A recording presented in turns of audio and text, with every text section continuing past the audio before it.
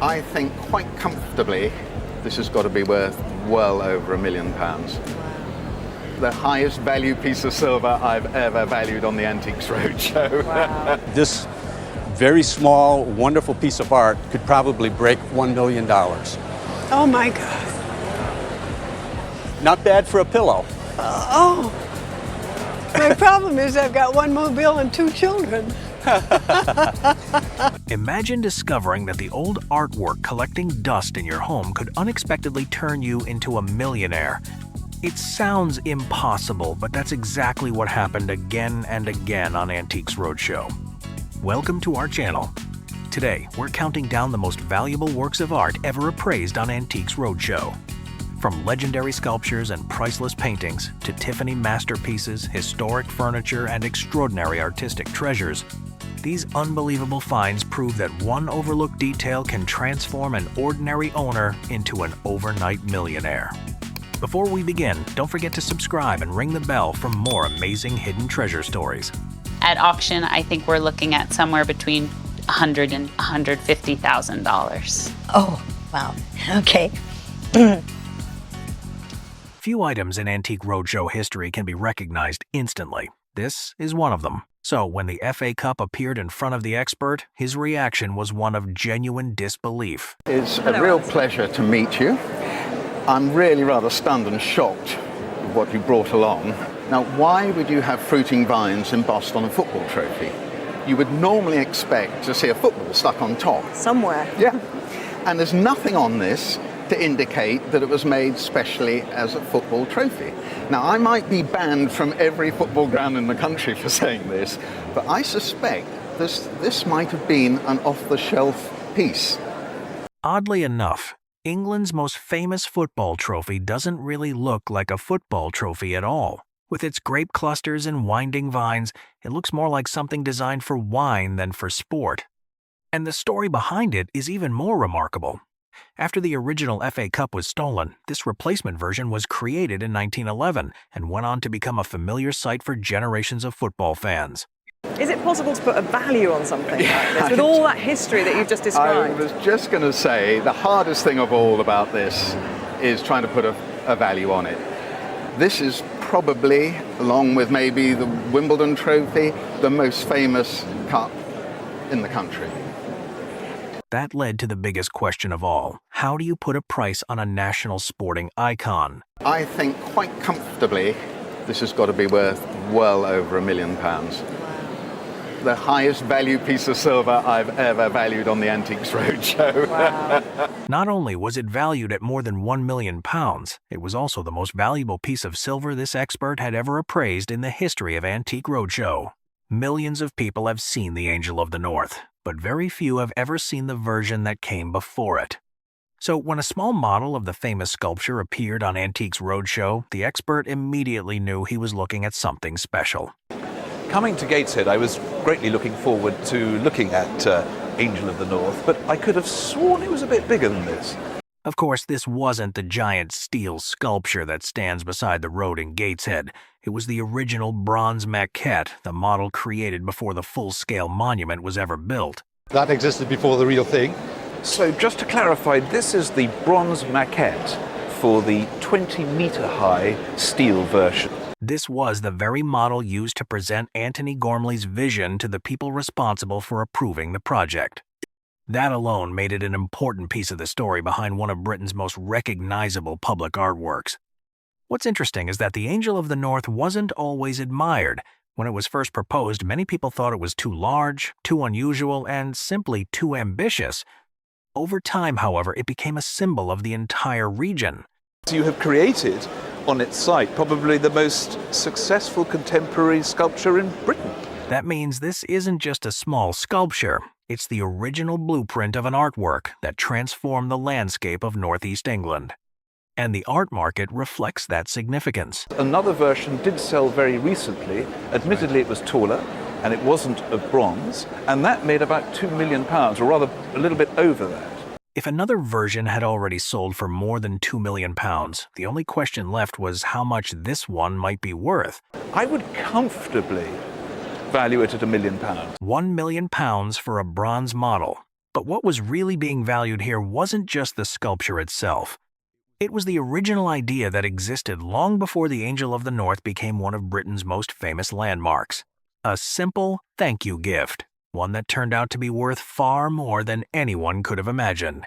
Can you guess how much this gift was really worth? My aunt was very creative, and among other things, she had done a needlepoint pillow of one of Calder's works. The story began at a cocktail party many decades ago. Among the guests was Alexander Calder, one of the most influential American artists of the 20th century.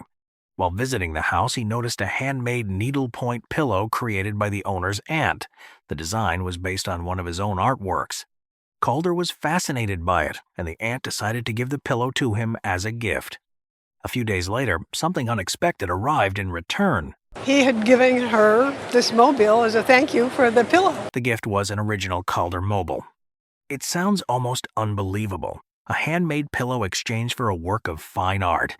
Yet the story was well documented, and the provenance was clear. Alexander Calder essentially invented the art form known as a mobile. Calder is widely credited with creating the modern mobile. His delicate metal forms, balanced shapes, and gentle movement transformed sculpture into something that interacted with the space around it. Although this particular piece had undergone some restoration and still required authentication from the Calder Foundation, its significance was undeniable. Based upon that, a fair auction value, the range is somewhere between $400,000 and $600,000. How much? That estimate alone was enough to leave the owner speechless. But the expert wasn't finished. In a good retail setting, it would not be at all inconceivable that this very small, wonderful piece of art could probably break $1 million. Oh my God. $1 million for a piece of art that had originally been exchanged for a handmade pillow. And then came the perfect closing line. Not bad for a pillow. My problem is I've got one mobile and 2 children. The necklace that stands above every other piece in today's countdown. The most valuable, the most spectacular, and perhaps the most unforgettable jewelry treasure featured in this entire video. What's fascinating is that this story doesn't begin with a famous collector or a headline-making auction. It begins with a name that occupies a unique place in British history, Lady Astor. The thing about Lady Astor was she was an extraordinary woman. This remarkable necklace was presented to the city of Plymouth for successive Lady Mayoresses to wear on important civic occasions. From the very beginning, it was never just a piece of jewelry. It was part of a larger story, a symbol of status, tradition, and history passed from one generation to the next. Everything, but rarely do I get presented with something that is quite so spectacular as this diamond necklace. It's not just a diamond necklace, it's like a diamond skipping rope. It's huge! And once the necklace was laid out for examination, it became easy to understand the expert's excitement. Nearly 4 feet long, set with diamonds, sapphires, and platinum, and designed with extraordinary versatility. It breaks down into no less than 6 separate components. But precious materials alone don't explain why this piece reached the top of today's ranking. What truly separates it from almost everything else is its provenance, its documented ownership, its historical significance, and its direct connection to one of Britain's most famous women. You have absolutely cast factual provenance for this piece, and if a piece of jewellery like this came up for auction, the international interest for it would be universal. That's exactly the combination auction houses dream about. And then came the biggest valuation of the entire countdown. I think it would sell for probably at least £300,000 to £400,000, at least. And I think, bearing in mind that provenance can make a huge difference, this has to be worth for insurance at least £500,000 to £600,000. An auction value of £300,000 to £400,000, and an insurance valuation reaching as high as £600,000, a figure large enough to leave almost anyone speechless. Yet the expert still had one final observation. It is well above the most expensive and important piece of jewellery that I'd ever had to film on the Antiques Roadshow, and I'm a very lucky man to have seen it. That statement alone explains why this necklace claims the #1 spot. From amber necklaces preserving ancient life to dazzling Art Deco masterpieces covered in diamonds, we've seen some incredible treasures today. But this necklace stands above them all. So, do you agree with our picks? If you spotted an old mold-covered table sitting at a garage sale, how much would you be willing to pay for it? Most people would probably walk right past it. But in the early 1990s, a school teacher named Claire saw something different. The small table sitting out in the yard was old, dirty, and wobbly. The person with her even advised her not to buy it. But Claire decided to take it home anyway. When I saw this out in the yard, I thought, this is a great thing. It was pitch black. It was a moldy mess. And the lady was asking $30. So I said, but I only have 25. I said, that's all I have. She said, you can have it for 25. And I took it. For years, it was simply another piece of furniture in the family home. That changed when Claire brought it to Antiques Roadshow. Almost immediately, the experts realized they were looking at something that very few people ever get the chance to see in person. What you brought in today here is a Federal inlaid mahogany demi-lune card table made by John and Thomas Seymour, very distinguished cabinet makers who made some of the most distinguished and fine furniture for the very wealthiest families in Boston at the time. John and Thomas Seymour were among the most celebrated furniture makers in Federal-era America. Their work is already exceptionally rare, but this table still retains something even more valuable: its original maker's label, a tiny detail that left the experts stunned. There it was, John Seymour and Son, Creek Square, Boston. And that's all we needed to see. Oh my God, we just looked at each other. We just couldn't believe it. That small label transformed a garage sale purchase into a museum-worthy treasure. What makes the story even more remarkable is that Claire had nearly reduced its value herself while trying to clean it. Fortunately, she stopped before doing any serious damage. If you had cleaned it a lot more, you would have taken a lot off the value. One of the greatest pieces of Federal furniture I've ever seen. Then came the appraisal. Claire guessed the table might be worth around $20,000. An incredible number for something she bought for just $25. But the experts simply smiled. I think Wes and I both feel that this piece in the open marketplace on a good day would be in the range of about $200,000 to $225,000. Wow. Okay? Now, $200,000 to $25,000. The room nearly exploded, but the biggest surprise was still ahead. After the show, the table was sent to Sotheby's. The bidding quickly climbed far beyond expectations. And finally, it's sold for $490,000. Thank you all. After buyers' premiums were added, the final value exceeded $541,000. From a mold-covered table purchased for $25 to more than $500,000. This wasn't just a shocking appraisal. It became one of the most extraordinary garage sale success stories in Antiques Roadshow history. If you had grown up with one of the most recognizable movie props in cinema history sitting in your home, do you think you would have realized what it was? It sounds like something that could only happen in a movie, but that is exactly how the final story of today's video begins. For years, this object was simply another familiar part of everyday family life. It wasn't displayed in a museum. It wasn't protected like a priceless Hollywood artifact. It wasn't treated as a collectible at all. To the family, it was simply something that had always been there, quietly occupying its place in their home. No one imagined it was connected to one of the greatest adventure films ever made. Well, this is the Ark of the Covenant that was used as a prototype in Raiders of the Lost Ark. My father worked on the film. To the owner, it had always been a meaningful family keepsake. He grew up with it and never questioned its place in the apartment. Only after the experts began asking questions did everyone start looking at it from an entirely different perspective. Suddenly, an ordinary childhood memory was becoming part of a much bigger story. What did you think growing up with this in your apartment? Oh, I thought it was neat. I got to tell my friends that I had the Ark of the Covenant at home. It was a lot of fun. You ever hide in it? No, we kept blankets inside. You kept blankets? Behind those family memories was a remarkable chapter of filmmaking history. The experts carefully traced the object's background, piecing together its role in the production and explaining why it deserved such close attention. At that moment, everyone realized that its true significance had very little to do with the materials it was made from. Its real value came from the story it represented. My father worked at Industrial Light and Magic in the 80s. He worked on Star Wars, Raiders, Star Trek. I knew George Lucas. He was wonderful. Industrial Light and Magic was the special effects house founded by George Lucas. What makes this artifact different from most movie props is the opportunity it represents. The most important pieces from legendary productions almost never become available to private collectors.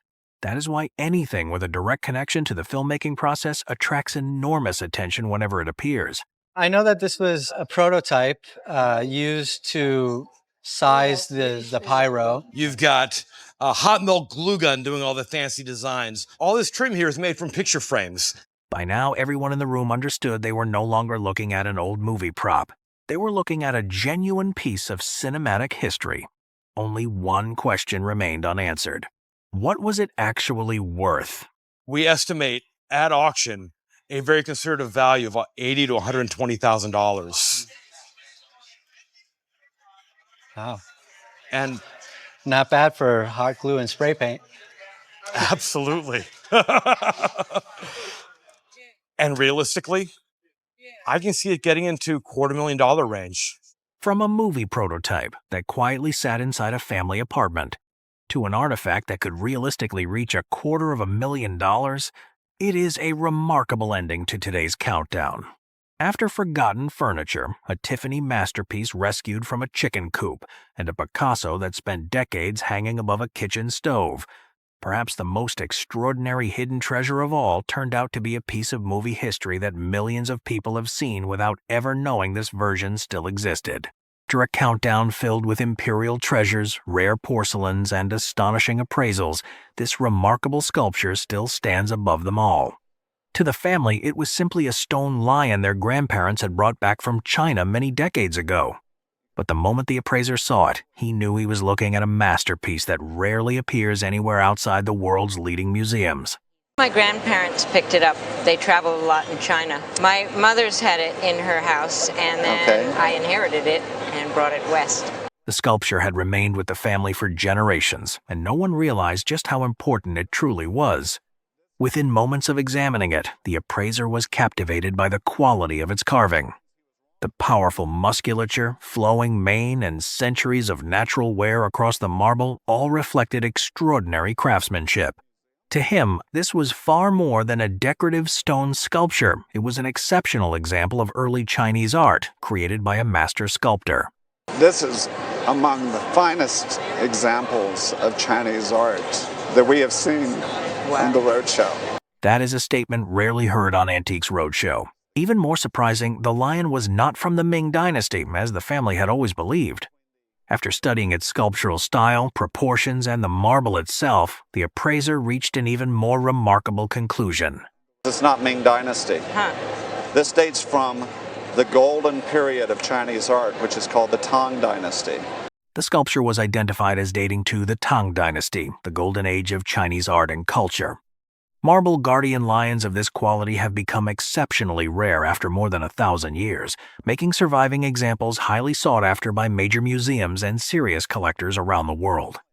Its age, remarkable craftsmanship, and historical significance place it among the finest Chinese works ever featured on the program.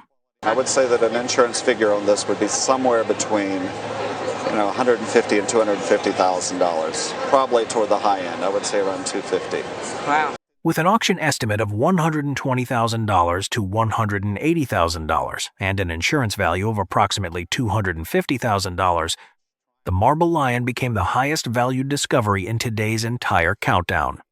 Yet what truly earned it the #1 position wasn't simply its price, it was the extraordinary quality of a sculpture worthy of standing beside masterpieces displayed in the world's greatest museums. I'm just really pleased. So it's worth lugging it in here. Yeah, it's wonderful.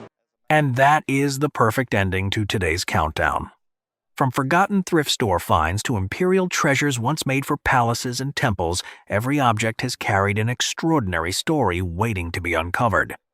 If the previous treasures surprised you with royal connections, Hollywood history, or six-figure valuations, then this final case brings together almost everything Antiques Roadshow fans love.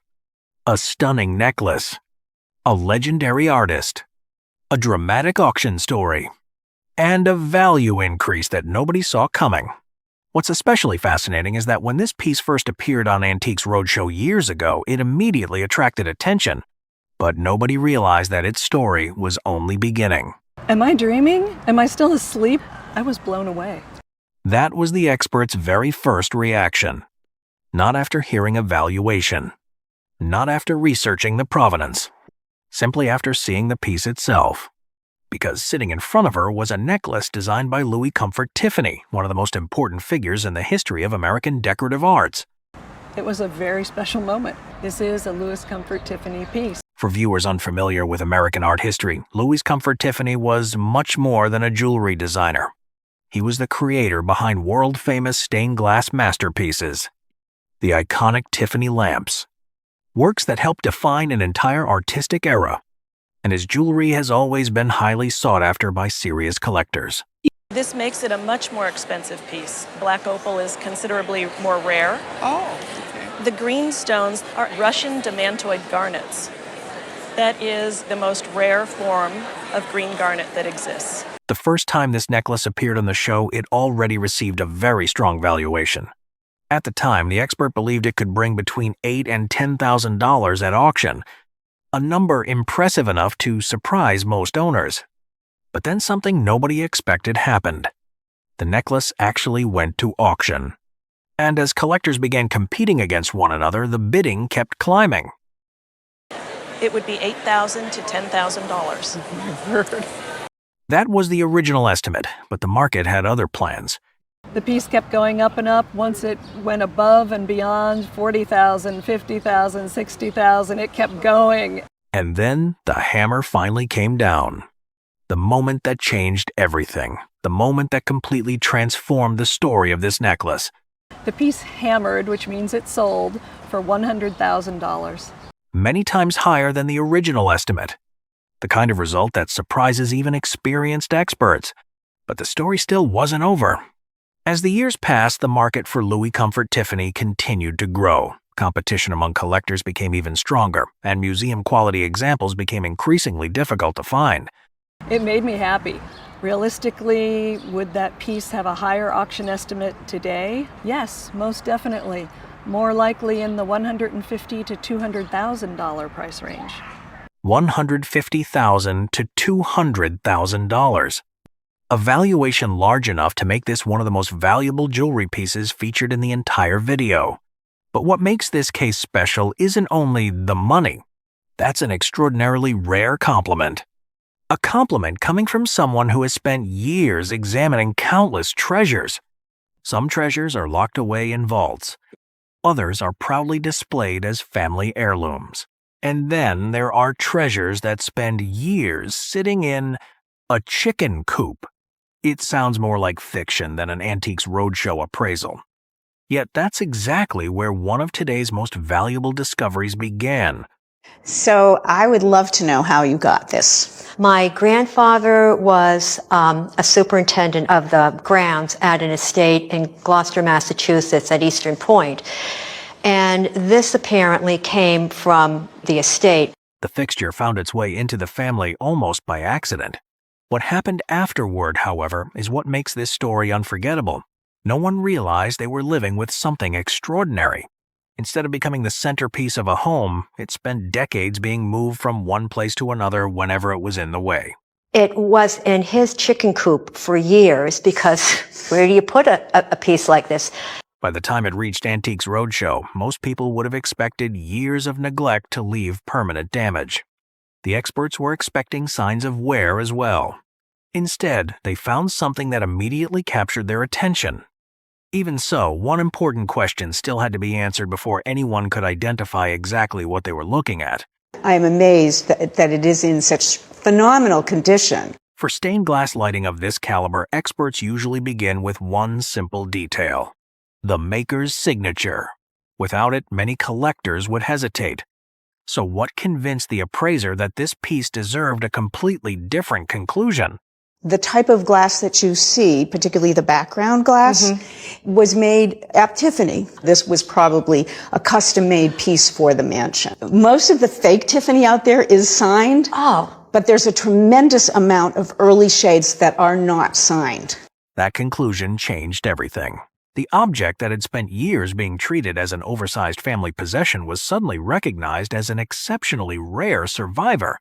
And now there was only one question left. How much could a discovery like this actually be worth? Something like this in a retail setting could be priced anywhere between $100,000 and $150,000. Good to know.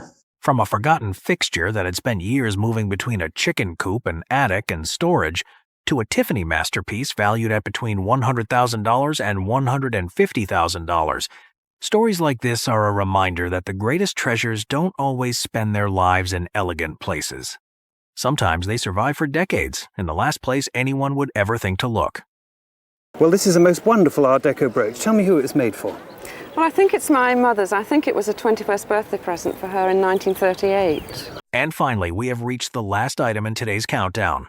The moment the expert saw this brooch, he could not hide his admiration. For the family, it was remembered as a 21st birthday present given to their mother in 1938. But after taking a closer look, the expert quickly realized that the story of this piece may have started even earlier. Oh, that's interesting. I've got a funny feeling it was made a little earlier than that, you know. There's various aspects of the design that point to it being just a tiny bit earlier than that, maybe 10 or 15 years. According to the expert, the style of the brooch carried many features of early 20th century Art Deco design. But what impressed him most was not only its age, but how perfectly the entire piece represented the spirit of this artistic period.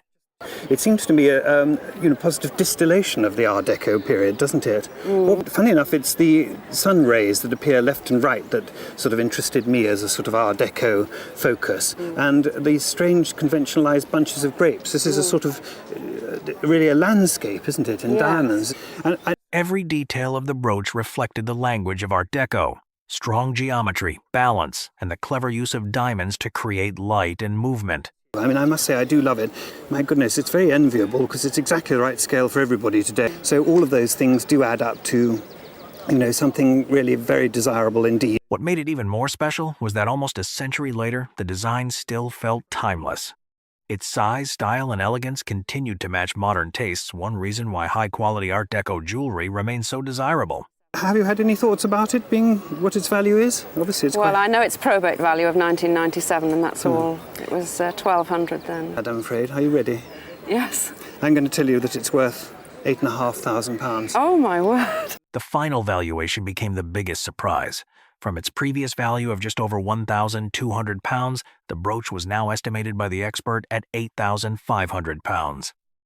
But its true value was not only in the diamonds, it came from the combination of Art Deco design, exceptional craftsmanship, and a beauty that has lasted for generations. A small masterpiece, and the perfect way to close today's countdown, where ordinary family treasures revealed stories and values far beyond expectation. You could imagine my surprise to see such an enormous collection of letters from this incredibly great artist. The author of these letters was Henry Moore, one of the most influential sculptors of the 20th century. But what made this collection remarkable wasn't simply the name at the bottom of each page. It was the name at the top. To Dearest Evelyn. Now, who is Dearest Evelyn? She's my mother. In an instant, the appraisal became something far more personal.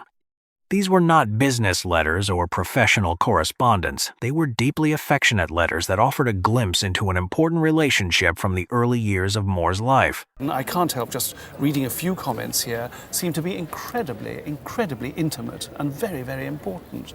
The collection contained around 31 letters, many of them decorated with small sketches drawn directly onto the pages. That detail immediately caught the expert's attention. And I've seen very few Henry Moore letters come onto the market.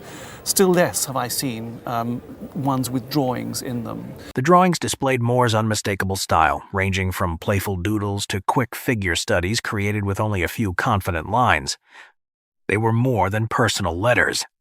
They were original works created by one of Britain's greatest artists. The family also revealed that Moore had once drawn a portrait for Evelyn, but it was later damaged in a flood and lost. Even so, the surviving letters remained an extraordinary discovery. This magnificent collection of Henry Moore would, I suppose, be worth somewhere in the region of about £50,000. £50,000 for a bundle of handwritten letters. But the expert believed their importance extended far beyond their market value. I think the chances are that no biographer has actually had a chance to read these at all. Each letter had the potential to reveal previously unknown details about Henry Moore's life. A private romance, an unpublished archive, and a rare opportunity to see one of Britain's most celebrated artists through his own words and drawings. Not everyone gets the chance to meet a legend while they're quietly building their legacy. Even fewer people end up bringing home a piece of furniture made by that legend's own hands. But that's exactly what happened to this family in the early 1970s. While the father stayed home watching football, the mother and her young daughter decided to drive to New Hope, Pennsylvania to visit a woodworker she had heard people talking about. At the time, it seemed like nothing more than a pleasant day trip. No one could have imagined that this single visit would transform the value of one family heirloom for more than 50 years to come. And we went to New Hope, Pennsylvania. She'd heard about a woodworker, George Nakashima. That woodworker was George Nakashima. Today, he is widely regarded as one of the most influential furniture designers and craftsmen in American history. But back then, the family wasn't searching for a future collectible. They simply wanted to commission a beautiful bench for their home. Several months later, Nakashima personally sent them the original design drawing. Remarkably, that drawing has remained with the bench ever since. It's extraordinary that you have this drawing by George Nakashima. It wasn't just an ordinary sketch.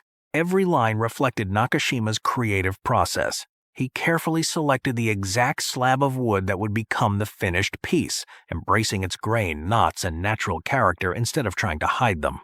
To him, the wood itself was part of the artwork. That philosophy would eventually make his furniture some of the most sought-after pieces in the collector's market. He's even chosen the piece of wood, and in his studio he had planks and planks of wood that... I do remember that. Do you? Yes, I do. Well, he was in love with wood. Years earlier, the family had been told the bench was worth around $6,000. At the time, that already sounded impressive. But the market for George Nakashima's work continued to grow dramatically. By the time this appraisal took place, the value had reached an entirely different level. We had it valued by the Nakashima Group in early 2000, and it was, I think, around $6,000. The market is exploded in Nakashima furniture. Benches like this at auction are selling for $40,000. Oh, my God. Now, because you have the drawing, you get to add a few thousand more on top of that. So say we're at the $45,000 mark. For insurance, you might want to raise it higher, but this is, I'd say $45,000. Oh, my God. From an original commission that cost about $375, the bench is now valued at approximately $45,000. But the most remarkable part of this story isn't simply the increase in value. It's the fact that this family unknowingly preserved not only a beautiful piece of furniture, but an original work created by the hands of a man who would later become a true legend of American furniture design. Some collections become valuable because of their size. Others are admired because of their rarity.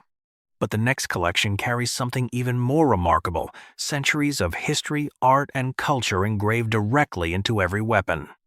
And the moment the expert saw these pieces, he almost immediately realized he was looking at something extraordinary. Can you tell me how they came into your possession? They belong to my dad from his collection. There is around about 500 pieces in his collection. 500 artifacts. A lifetime devoted to collecting. The pieces on the table today represent only a small part of that remarkable collection.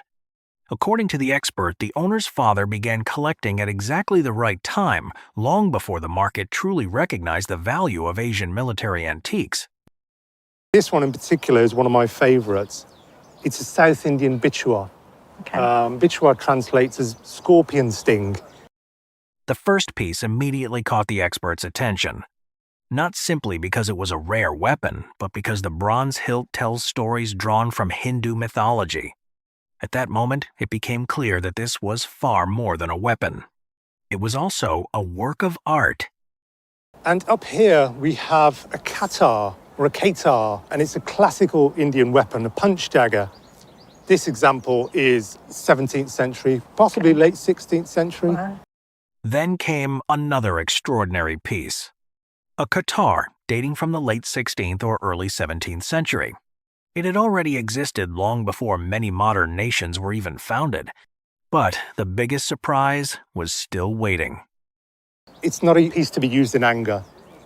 Okay. It's a status object or a gift. Must have been made as a special commission for a ruler, a Maharaja. This was never intended to be an ordinary battlefield weapon. It was commissioned specifically for a Maharaja, a symbol of authority and prestige rather than a tool of combat. That royal provenance immediately placed it in an entirely different category. He got his investment back right with this piece here, £8,000 to £10,000. Wow.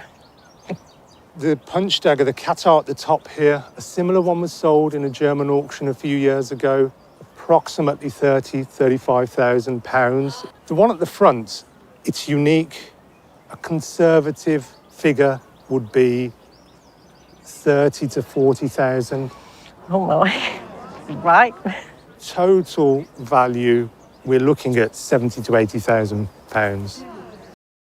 It's a powerful reminder that the greatest value isn't always found in one extraordinary object. Sometimes it's found in the vision of a collector who recognized true significance long before the rest of the world did. Continuing the countdown is a silver swan that is impressive not only because of its beautiful appearance. What makes it truly special is its ability to move, play music, and create the feeling of a real living creature appearing in front of the viewer. This is not just a silver artwork. It is a combination of art, engineering, and the imagination of the 18th century. Well, here, Simon, are the two great collectors, Josephine and John Bowes, and what many people regard as the centerpiece of their collection. Indeed, it's the very first thing you see as you come into the museum, this magnificent swan. It really is breathtaking, isn't it? Yes, and it has a quite extraordinary history, too.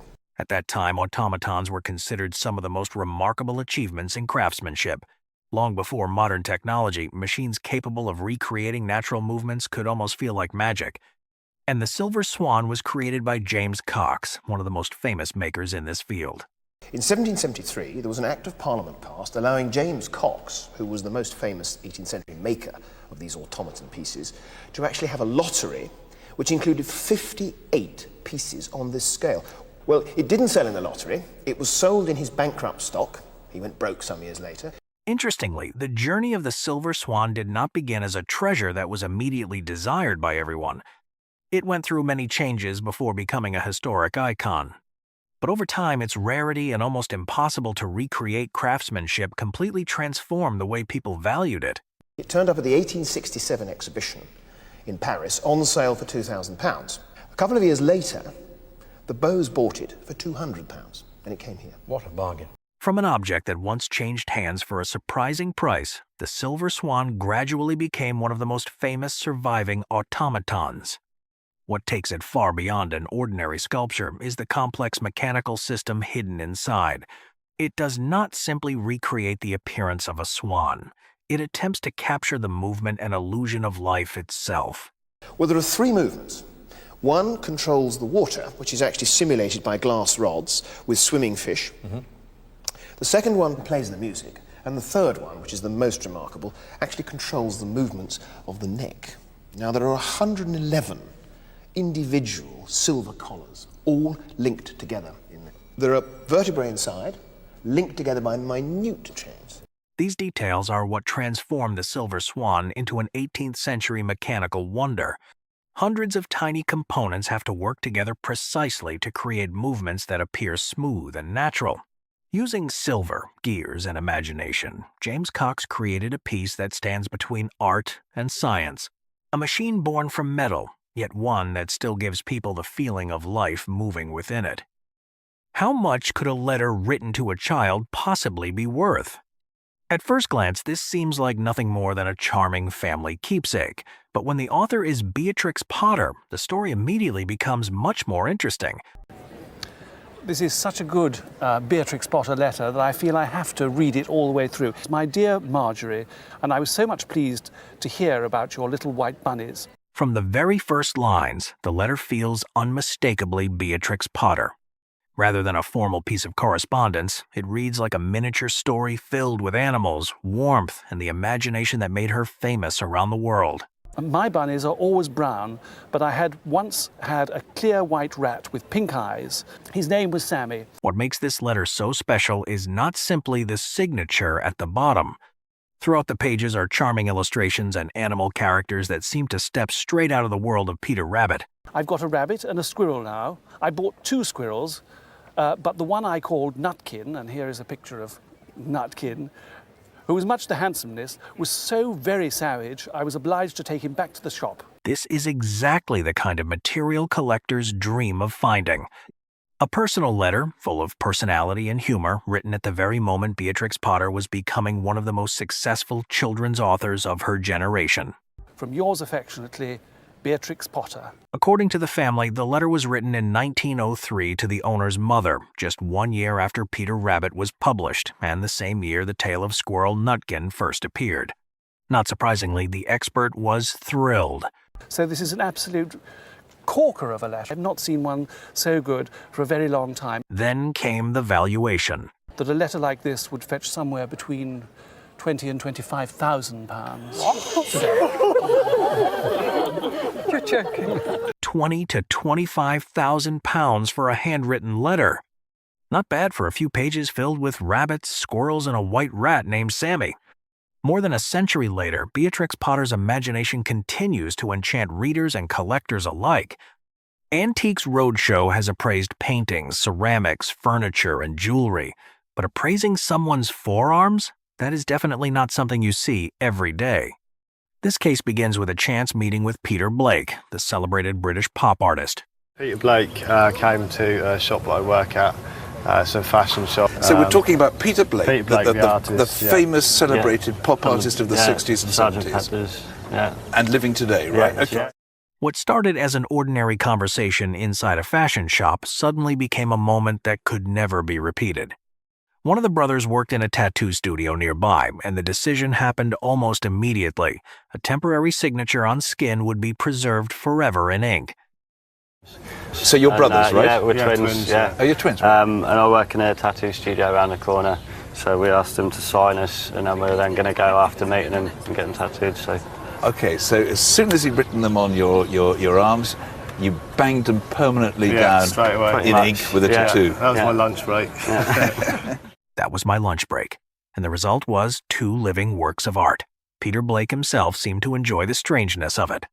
From that meeting, the twins also ended up with signed cigarette packets, a signed record cover, a postcard, and an artist-proof small-looking items at first. But once a famous name and a real story are attached, the value starts to change. Something about it, so for you as living works of art? Yeah. So it's quite a nice thing. What a cracking story. Then the expert began valuing the pieces one by one. A signed cigarette packet, around £300. A record cover bought cheaply from a charity shop after Peter Blake signed it, also around £300. But the real jump came with the Brick Lane artist proof. If I can start with the cigarette packet, well, I'm going to put 300 quid on there. I think I'm going to put on the signed record cover, which a bit like the fag packet, you know, it looks like something appealing, you know, it's beautifully presented, and presentation is all, you know, and having glass in front of these things, you have to stand back. 300 quid. Okay. Yeah. And this, not everyone's taste, Brick Lane, but nonetheless a very powerful image, should be worth around about £500-600. Yes. A few personal keepsakes had turned into a small pop art collection with its own unusual provenance, but the strangest items were still the 2 forearms. The expert did not treat them like ordinary objects for sale, because some things are simply meant to stay in the family. Thank you. They are genuine Peter Blakes. He signed them, and you've gone off, worked on top, so they've got provenance. They've got form, as we say in the art world. And when it comes to evaluation, well, I think some things you need to keep in the family. This was no longer just a signature, it was a story written on skin, a once-in-a-lifetime moment made permanent, and perhaps one of the strangest artworks ever brought onto Roadshow. I paid $35 for it. I bought it at a garage sale for Children's Hospital in Buffalo in 1992, the week before my wedding, when I had hardly any money. I was just broke the week before the wedding, and then my luck changed, so it's sort of the magic of life, you know? But what the owner did not realize at that moment was that the silver cup she decided to take home was hiding a story that had started more than 2 centuries earlier. The real clue was not obvious at first glance. It was hidden in the tiny marks left on the silver. To most people, these markings might look like simple symbols engraved into an old object, but in the world of antique silver, hallmarks can act almost like a historical record. They can reveal where a piece was made, when it was created, the silver standard it met, and most importantly, the person behind its creation. When the expert decoded these marks, the cup was identified as George III silver from the early 19th century. And the maker behind it was William Bateman. The Bateman family was one of the well-known names in London, silversmithing, connected to the tradition of English silver craftsmanship during the Georgian period. At that time, silver objects were not valued only because of the material itself. A goblet, a tea set, or a piece made for the dining table represented craftsmanship, personal taste, and the status of the people who owned it. But what makes Georgian silver interesting to collectors today is not simply the fact that it is made from silver. The real value comes from the combination of age, maker, design, and the ability to trace its history. A silver cup without any information behind it could easily be seen as just another old object. But when those tiny marks connect it to a recognized maker and a specific moment in history, the entire story changes. After more than 200 years, not every piece of Georgian silver has survived. Many were lost, damaged, or even melted down when people saw only the value of the metal and not the history behind it. But this cup still preserved the details needed to tell its story. Something that once sat among ordinary second-hand items turned out to be a surviving piece of English silver craftsmanship. I wouldn't be surprised if someone paid anywhere from $5,000 to $10,000 at auction. Oh my gosh, that much? No, really? Oh. Whoa. Well, a lot more than I thought. We're scrambling to the ATM for. Yeah, really. A decision that seemed completely ordinary ended up becoming a discovery the owner never expected. But the most surprising part was not only the difference between the original price and its true value.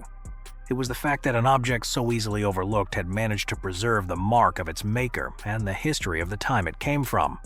Sometimes hidden treasures are not found in the most obvious places. They can be sitting among the most ordinary objects, waiting for someone to finally uncover the much bigger story they have been carrying. If one old doll is enough to make some people uneasy, then a doll with several heads takes that feeling to another level. This case begins with exactly that strange idea. One body, multiple heads, each with a different hairstyle, expression, and personality.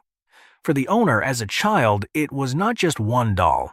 It felt like 4 dolls inside the same box. Well, I've heard of multiple personalities, but this really does take the biscuit, doesn't it? Well, no, I liked it. I was rather fascinated by it. And I did used to put the different heads on from time to time. Yes, because it's like having 4 dolls. The concept is clever, but also a little unsettling. Change the head, and the whole character changes. One head had sleeping eyes, another had short hair, another had blonde curls, and another had braids.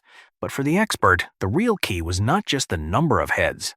It was the maker's marks and the original box. She is made of bisque, or the heads are made of bisque, because it says here Germany and the number 174. It actually says Kästner. And Kästner will be, or is, the name of the manufacturer. Kästner is an important name in the world of German dolls, and like many valuable doll cases, the connection to Thuringia gives the story more weight. But the maker is only part of it. What makes this set stand out is that it is still in its original case, with the label, and in condition so good the expert can hardly believe it was ever played with. And Thuringia was the great doll-making area of Germany in the 19th century. In its original case, with the label still there, almost unplayed with. Now, I did used to play with it. You were obviously incredibly careful. Date. That is the sweetest twist in this case. The owner really did play with it, changing the heads from time to time, yet kept it carefully enough that more than a century later, almost everything was still complete. And in collectibles, complete can be the difference between an ordinary item and one worth chasing. And I would have said that the doll herself, just as she comes, would be worth perhaps £300 or £400. But with the other heads and the fact that she's complete in her original box, I would have thought we're talking about more like £1,500.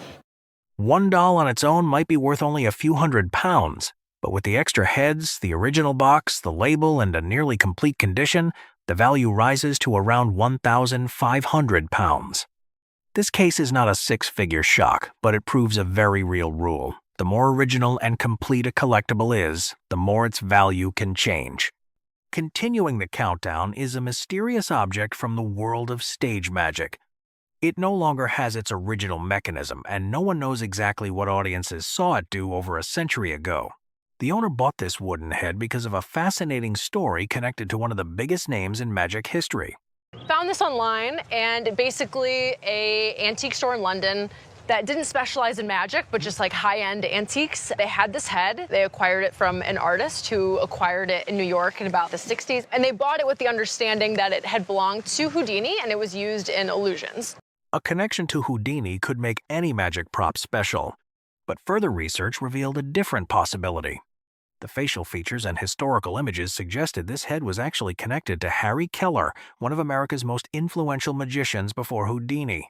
You look at pictures and posters of Harry KELLAR, and there's a pretty astonishing resemblance. I'm right there with you. I believe it is Harry KELLAR. Harry KELLAR is known as the Dean of American Magicians. He was born in 1849 and had kind of an odd career beforehand. During the late 19th century, KELLAR was famous for large theatrical illusions using custom-made equipment and complex stage effects. Few of these original props still exist today. And because KELLAR had a close connection with Houdini, part of the original story may still have been true. The remaining question was how this strange object was actually used. At a guess, my thought is probably used for a spiritualism trick of some sort, a levitating head of some sort. Do you have any idea how you might use it? We've kind of think that it could be a spirit cabinet type thing. The head may have been part of an illusion inspired by spiritualism, where supernatural-looking effects amazed audiences. But magic props are difficult to research because their secrets were carefully protected. Over time, many methods disappeared with the performers who created them. That mystery, combined with its rarity and craftsmanship, made the piece incredibly valuable.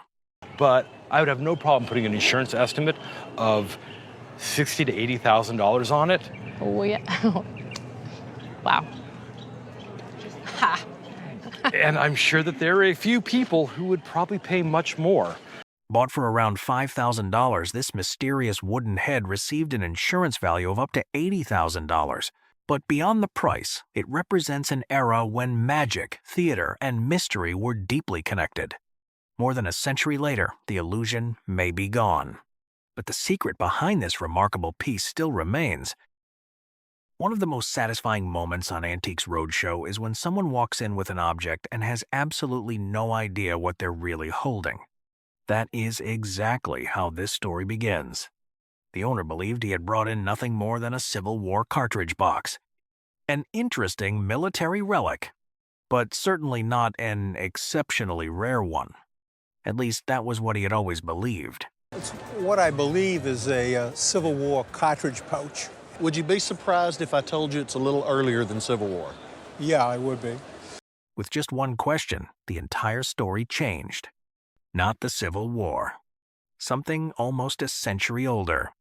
And moments later, the truth was revealed.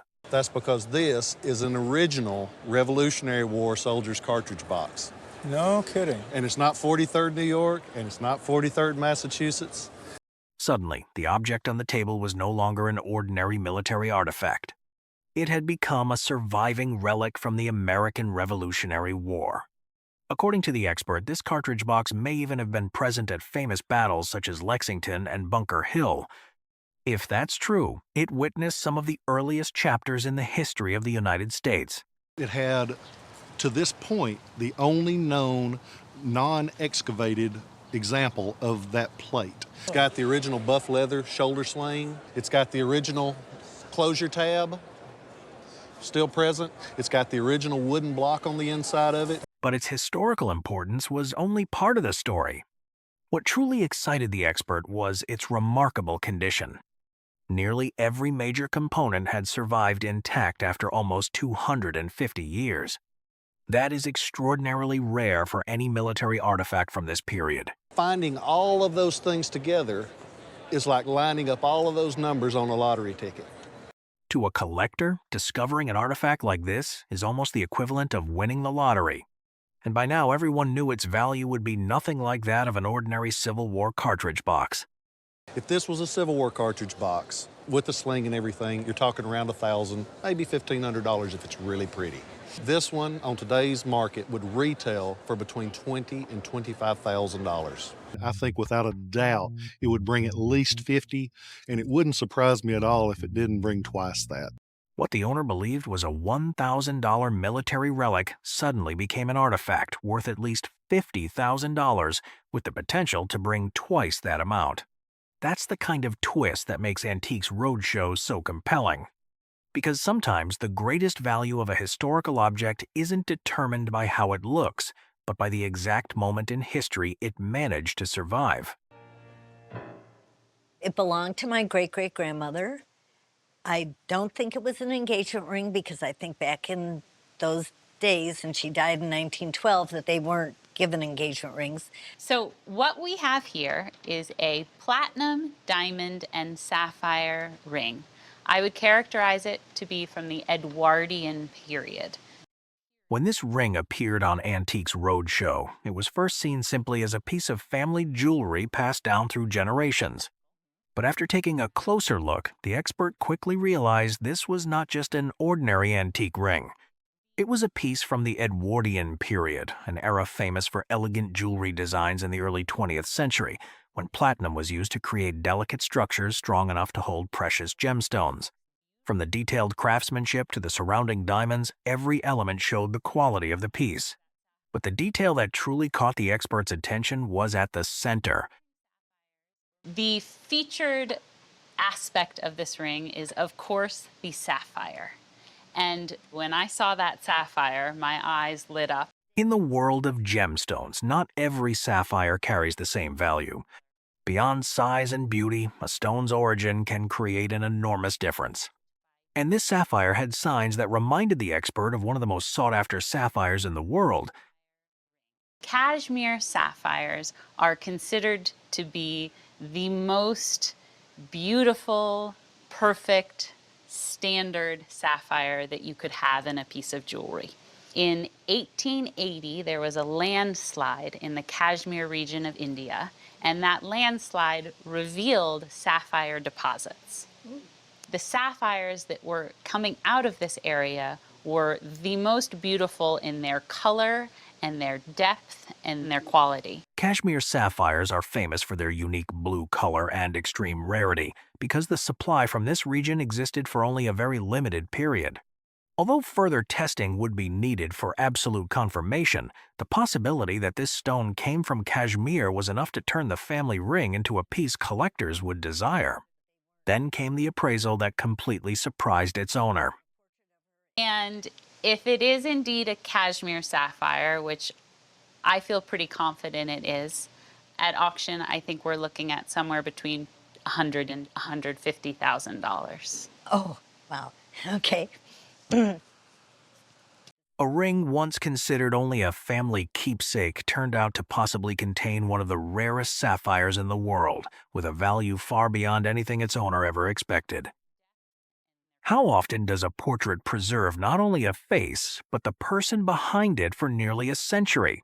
And what happens when that person is still alive to tell the story herself? At first glance, the brilliant yellow dress is what immediately captures attention.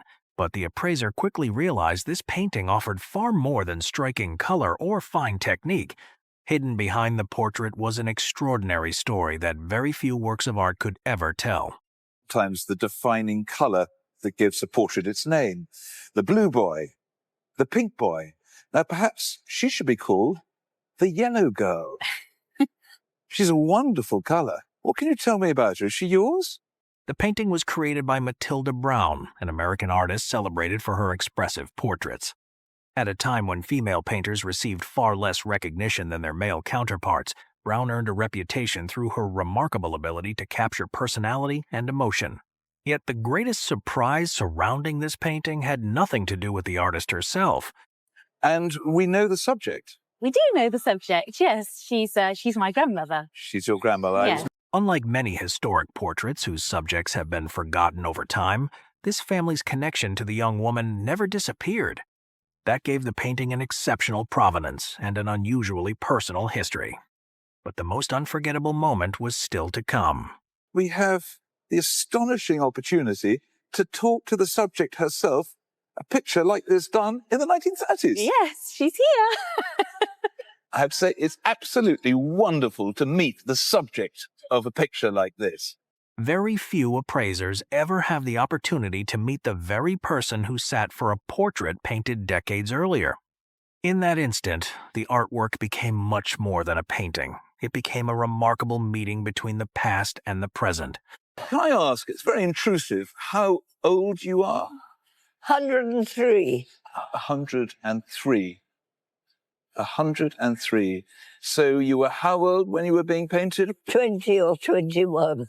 What began as a cherished family portrait became one of the most unforgettable moments ever featured on Antiques Roadshow. Its significance extends far beyond Matilda Brown's name or its appraised value. More than 80 years after the portrait was painted, the young woman in yellow was still able to stand beside her own image and share the memories behind it. That rare connection transformed the painting into something far greater than a work of art. It became a living piece of family history. Well, I think you're our farthest travelled person here today. Where have you come from? Perth, Australia. Not every incredible diamond discovery on Antiques Roadshow begins with a luxury collection or a family vault. Sometimes, a truly valuable piece of jewelry can be mistaken for an ordinary accessory simply because no one recognizes the small details hidden within it. And these earrings were the perfect example, a piece bought because of its sparkling appearance, but hiding a very famous name in the world of fine jewelry. I bought them for a fancy dress. Okay, and what was the fancy dress party about? We had to, the theme was op shop glamour. So we had to go and find something in the op shop that was glamorous that we could wear for the dinner. The owner, the earrings were originally just a bit of bling that matched the theme of the party. But in the luxury jewelry market, true value is not determined by where something is found, but by its design, materials, and the signature of the maker. Many major brands have their own recognizable features, and just one small detail can completely change the story behind a piece. They're just a bit of bling, really. $10 bit of bling. $10? What caught the experts' attention was not only whether the stones were real diamonds, the way they were placed inside the design became the important clue. Because in modern jewelry history, some brands became famous not only because of gemstones, but because they created designs that were almost impossible to mistake. The noise that the tester made says that they are diamonds. And inside the centre bit here, you've also got some lovely floating diamonds, or happy diamonds, as they tend to be called in this range of jewellery. The freely moving diamonds inside are the famous feature of the Happy Diamonds collection, one of Chopard's most recognizable designs. The idea of allowing diamonds to move freely inside the setting lets them continuously catch and reflect light, creating an effect very different from traditional jewellery. At auction, we're going to be looking in the region of £4,000 to £6,000.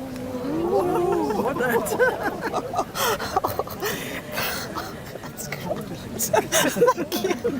Will you be coming back? Yeah. Continuing the countdown is a bronze sculpture that had been in the family for so long that the owner saw it simply as a familiar keepsake. It was not a portrait of a famous historical figure or a piece purchased from a major gallery. It was a sculpture of her mother as a 7-year-old girl in France, but behind it was the story of a renowned international sculptor. The sitter's my mother. This is 1924. She was 7 years old. It's in France, and she was going to school there. At the time, she was there with her family. Her father came over to do the reconstruction after World War I. He was a lumberman, and the family was over there living in France. The family was living in France after World War I, during a period when the country was rebuilding.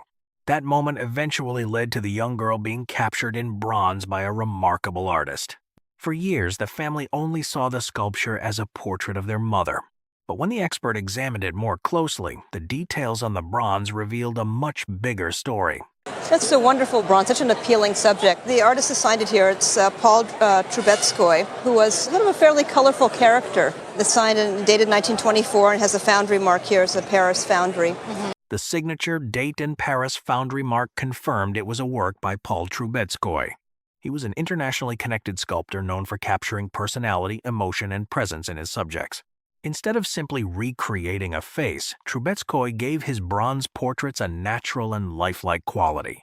He did animal topics, he did famous personalities, politicians of the time, intellectual thinkers, authors and illustrators, but his real flourishing part of his career was doing society portraits. Although the sitter was not a famous public figure, the sculpture still carried many important qualities: a clear signature, family provenance, and the craftsmanship of a recognized artist. To the owner, it had always been an image of her mother as a child. But in the art world, it was also a significant Trubetskoy sculpture. Some of the figures that have come up on the market tend to be less personal in nature and more sort of recognizable, but it still has a considerable value, and if you had to find something by this artist of a comparable scale, you'd expect to pay at a retail price in the $20,000 range. Around $20,000 for a sculpture the family had always viewed simply as part of their memories. But what made it special was that both values could exist together. For collectors, it was a 1924 work by Paul Trubetskoy.